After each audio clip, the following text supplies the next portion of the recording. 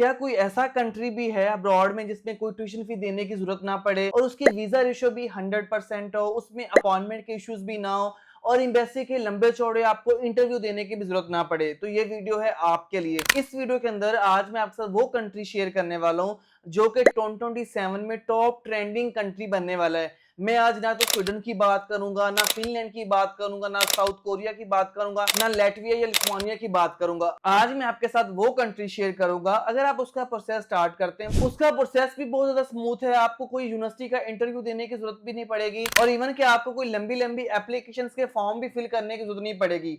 आप 1 घंटे के अंदर उस कंट्री का प्रोसेस कर सकते हैं।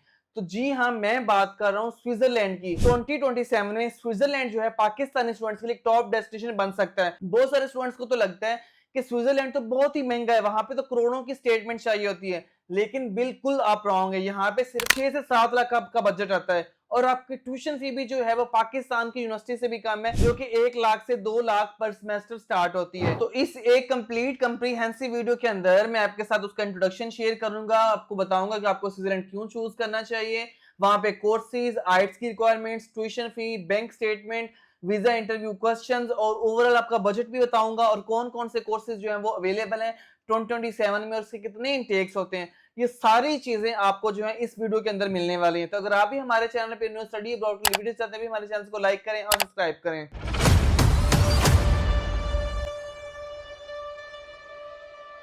स्विट्जरलैंड का जब भी एक स्टूडेंट नाम सुनता है तो उसके माइंड में सिर्फ यही क्वेश्चन आता है, स्विट्जरलैंड तो बहुत ही महंगा है, या तो उसके माइंड में जस्ट टूरिस्ट के अकॉर्डिंग या घूमने फिरने का जो है वो कंसेप्ट आता है। लेकिन स्टडी के अकॉर्डिंग जो है काफी स्टूडेंट्स को आइडिया नहीं है। जिस तरह स्वीडन की अभी हाइप क्रिएट हुई हुई है, इस तरह स्विट्जरलैंड की भी हाइप जो है वो बढ़ती जा रही है। मैं अभी से इस वजह से वीडियो टाइमलाइन के साथ बना रहा हूँ कि आप अभी से इसको टारगेट कर सकते हो। इसके 2027 के एडमिशन ओपन होने वाले हैं। इसके अंदर फीस भी बहुत कम है, ये कंट्री आपको मायूसी में नहीं लेके जाता, इसका प्रोसेस भी बहुत स्मूथ है, इवन कि आपका गैप भी जो है वो इजीली कवर हो जाता है। स्विट्जरलैंड जो है वो यूरोप का रिचेस्ट और इकोनॉमी वाइज 3rd नंबर पे आता है। यहाँ पे आपको 33 पासपोर्ट की जो एक्सेस मिल जाती है और स्विट्जरलैंड के अंदर जो आपको इजीली जॉब मिल जाती है और आपका जो अर्निंग का प्रोसेस है वो 70 से 80 लाख पर ईयर हो सकता है। यहाँ की जो लैंग्वेज है वो फ्रेंच और जर्मन ज्यादातर बोली जाती है। अगर आप उसको लर्न करें तो आपकी सैलरी जो है वो इंक्रीज हो जाती है। अब हम देखते हैं कि आपको स्विट्जरलैंड जो है 2027 में क्यों चूज करना चाहिए। देखें, इसमें मैं जो बेनिफिट्स बताऊंगा वो सारे हकीकत पर मबनी होंगे। नंबर 1 पे स्विट्जरलैंड के अंदर 5 to 6 ईयर का गैप एक्सेप्टेबल है। आइट्स की रिक्वायरमेंट्स नहीं है। टॉप रैंकिंग यूनिवर्सिटीज के अंदर आइट्स की रिक्वायरमेंट्स हो सकती है, लेकिन मोस्टली यूनिवर्सिटीज के अंदर आइट्स की रिक्वायरमेंट्स नहीं है।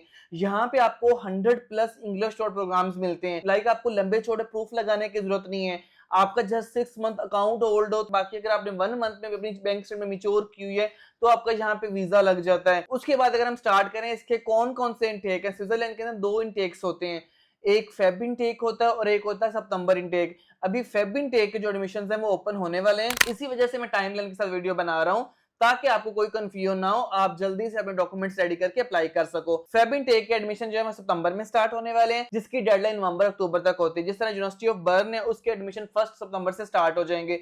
यूनिवर्सिटी ऑफ ईटीएच ज्यूरिख के जो एडमिशन है वो अक्टूबर के अंदर स्टार्ट हो जाएंगे। यूनिवर्सिटी ऑफ बेसल के एडमिशन जो अक्टूबर में स्टार्ट हो जाएंगे। लाइक ओवरऑल एडमिशन जो सितंबर में ओपन होने वाले हैं। डॉक्यूमेंट्स रिक्वायरमेंट्स की बात करें तो डॉक्यूमेंट्स जो है बहुत ही सिंपल है, कोई भी टफ रिक्वायरमेंट नहीं है। लाइक आपके रिकमेंडेशन लेटर, आपका पासपोर्ट, आपके एफएससी की डिग्री, आपकी मैट्रिक की डिग्री यहाँ पे विदाउट अटेस्टेशन आपने अपलोड करनी है। अगर आपका गैप है तो आपने एक्सपीरियंस ऐड करना है और आपका एमओआई जो है वो लगता है जो कि यूनिवर्सिटी से आपको मिलेगा। उसके अलावा कोई मेडिकल या पुलिस क्लियरेंस सर्टिफिकेट की यहाँ पे आपको जरूरत नहीं है, वो आपने नहीं भी बनवाना तो उसके बगैर भी आपका एडमिशन हो जाएगा।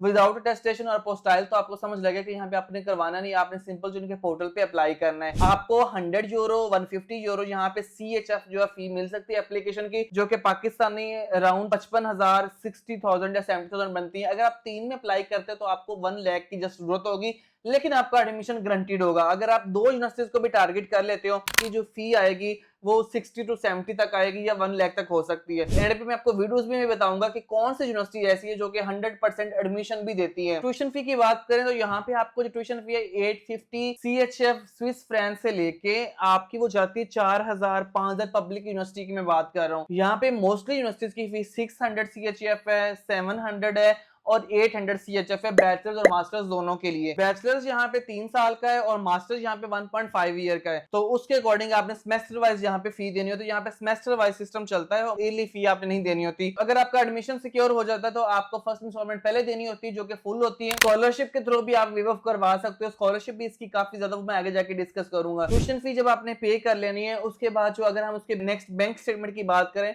यहाँ पे आपको 3 to 6 मंथ का जो ओल्ड अकाउंट चाहिए होगा और जो बैंक स्टेटमेंट है वो 16,000 CHF जो कि पाकिस्तानी 70 to 80 लाख बनते हैं। अगर आपने सडन भी अपने अमाउंट को डिपॉजिट करवाया है तो वो आपको जो है कोई इशू नहीं होगा। आपने जस्ट एफिडेविट लगा देना है, उसके बेसिस पे आपका वीजा लग जाएगा, आपका वीजा रिजेक्ट नहीं होगा। मतलब 80 लाख तक आपके अकाउंट में जो अमाउंट होनी चाहिए। बाकी हम एम्बेसी अपॉइंटमेंट की बात करें, एम्बेसी अपॉइंटमेंट की मेल आपको स्क्रीन पे नजर आ रही है।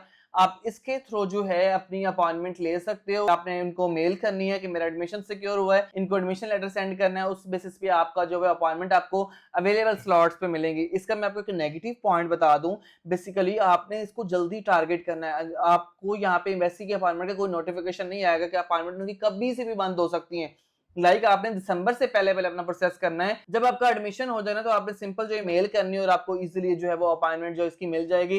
कोई भी आपको लंबा इंतजार नहीं करना पड़ेगा। आपने जब डॉक्यूमेंट्स आपको आपके 70 to 80% रेडी हो जाए तभी आपने इनको मेल करें। 1 वीक बाद जो है वो मिल जाती है स्टूडेंट्स को, क्योंकि इशू इसमें होता नहीं है। अगर हम आर्ट्स रिक्वायरमेंट्स की बात करें तो स्विट्जरलैंड में बहुत सारे स्टूडेंट्स को लगता है कि इसमें आर्ट्स की रिक्वायरमेंट है, तो ऐसी रिक्वायरमेंट कुछ भी नहीं है। आर्ट्स के बगैर भी अप्लाई कर सकते हो। बहुत सारी यूनिवर्सिटीज जो है विदाउट आर्ट्स भी आपको एडमिशन देती हैं, जिसमें यूनिवर्सिटी ऑफ बर्न है, यूनिवर्सिटी ऑफ बेसेल है और भी काफी यूनिवर्सिटीज हैं जो कि आपको विदाउट आर्ट्स एडमिशन देती है। अगर आप टॉप रैंकिंग यूनिवर्सिटीज के अंदर एडमिशन लेना चाहते हो उसमें ETH ज़्यूरिख यूनिवर्सिटी है जो कि दुनिया की नंबर 10 यूनिवर्सिटीज की लिस्ट में शामिल होती है और स्विट्जरलैंड की टॉप रैंकिंग यूनिवर्सिटी है। उसमें एडमिशन लेना भी थोड़ा सा टफ है, उसके लिए आपको C1 चाहिए होता है। अगर हम हाई एक्सेप्टेंस वाली यूनिवर्सिटीज की बात करें उसमें university of burn, university of Bessel और बाकी 2-3 आपको स्क्रीन पे नजर आ रही, उनके अंदर आपका 100% गारंटेड एडमिशन हो जाता है। अगर आपके डॉक्यूमेंट्स पूरे, आपने कोई जो है वो मिस्टेक्स नहीं किया, आपने ब्लंडर्स नहीं मारे हुए, तो आपका इजीली एडमिशन हो जाता है। आप यूनिवर्सिटी ऑफ बर्न को लाजमी टारगेट करो और बेसेल को, ये दोनों ज्यादा रिकमेंडेड है कि इसमें आपकी एप्लीकेशन फी जो है वो वेस्ट नहीं होगी। जो बच्चों को लगता है कि एप्लीकेशन फी बहुत ज्यादा है, उन्होंने फीस इसी वजह से ही रखी हुई है ताकि सीरियस और मेच्योर स्टूडेंट्स ही अप्लाई करें। जिस तरह इटली में हर कोई अप्लाई कर रहा था लेकिन फिर उनको अपॉइंटमेंट्स के इश्यूज फेस करना पड़ते हैं। अब तो अपॉइंटमेंट के इश्यूज भी रिजॉल्व हैं, इसमें आपको इसी वजह से जो है एप्लीकेशन फी देने की जरूरत पड़ती है। अब हम ओवरऑल प्रोसीजर की बात करें तो इसका ओवरऑल प्रोसीजर कैसे होता है। सबसे पहले आपने यूनिवर्सिटी की वेबसाइट पे अप्लाई किया, आपको मेल आई एप्लीकेशन फी की, आपने फी पे की। फी पे करने के बाद आपको वो मेल करेंगे डॉक्यूमेंट्स की जो कॉपीज हैं वो हमें भेजो यूनिवर्सिटी में। आप DHL के थ्रू भेजोगे जिसकी कॉस्ट आपको अराउंड 10K तक आ सकती है। जब उन तक डॉक्यूमेंट्स पहुंच जाएंगे, आपके डॉक्यूमेंट्स की वेरिफिकेशन होगी, आपको कंडीशनल ऑफर लेटर आएगा। कंडीशनल ऑफर लेटर लेने के बाद आपको वो मेल करेंगे, आप ओरिजिनल लास्ट डिग्री भी भेजो। अगर आप एज ए बैचलर में अप्लाई कर रहे हो तो आपकी FSC की डिग्री वो ओरिजिनल जस्ट मांगेंगे एक, और अगर आप एज ए मास्टर में अप्लाई कर रहे हो तो आपकी वो बैचलर की डिग्री मांगेंगे। जब वो आपके से डिग्री मांगेंगे उसको वेरीफाई करेंगे तो फिर आपको ऑफिशियल जो है वो एक्सेप्टेंस आ जाएगा। उसके बाद आपको ट्यूशन फी की इनवॉइस दी जाएगी जो कि आपने बैंक के थ्रू पे करनी है।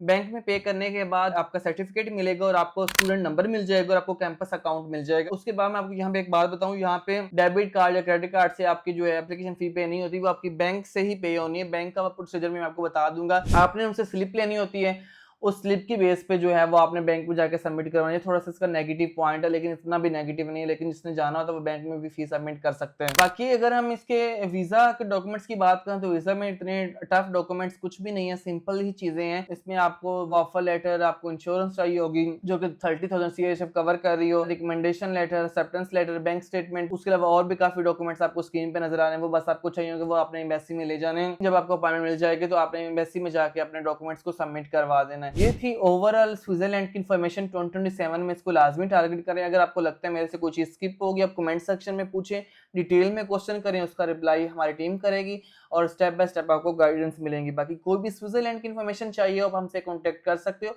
हम काफी कंट्रीज को डील करें जो कि आपको स्क्रीन पे नजर आ रहे हैं, और हमसे आप जो है हमारे ऑफिस विजिट करके हमसे अपना प्रोसेस स्टार्ट कर सकते हो। तो best of luck.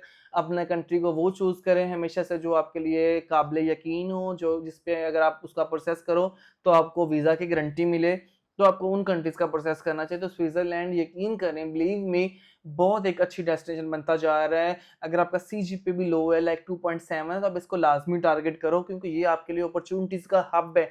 Economy wise भी बहुत स्ट्रॉन्ग है। अगर आपका कोई भी क्वेश्चन हो कमेंट में बताएं, मुझे दें इजाजत, मिलते हैं इस तरह की एक और वीडियो के साथ, तब तक अपना ख्याल रखिएगा। अल्लाह हाफिज।